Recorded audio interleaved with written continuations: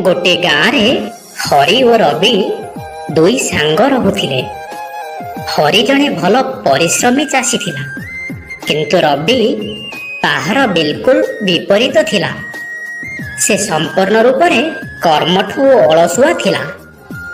रवि सबु बेले घरे सोई रहुथिला, किंतु हरि सबु प्रकार काम करे एवं खुशी रे निज परिवार पोषे।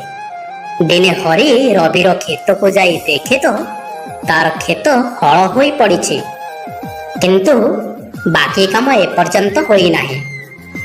तेणु से रवि को सूचित करिबा पई ता घरे जाई पहुंचिला ओ ताकू कहिला, हे सांग, मो सहित आस। कृषि कार्य करिबार ये ठीक समय।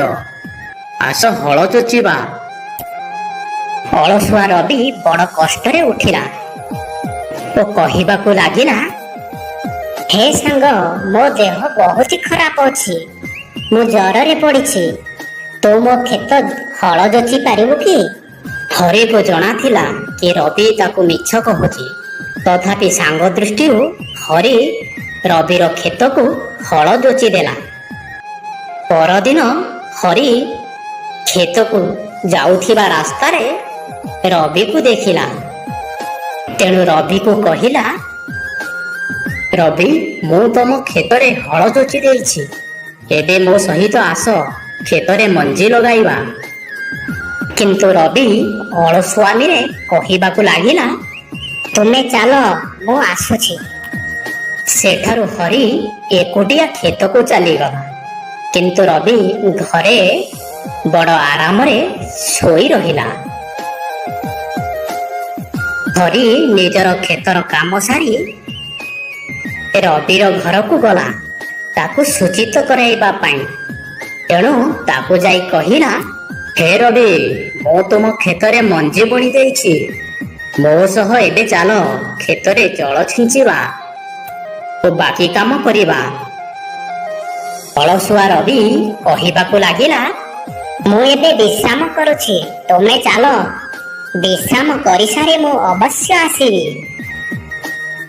एबे मध्य हरि जानिथिला कि रवि मिछ कहूछि। तेणु से निज खेतर पानी को रवि खेत को छाड़ी देला।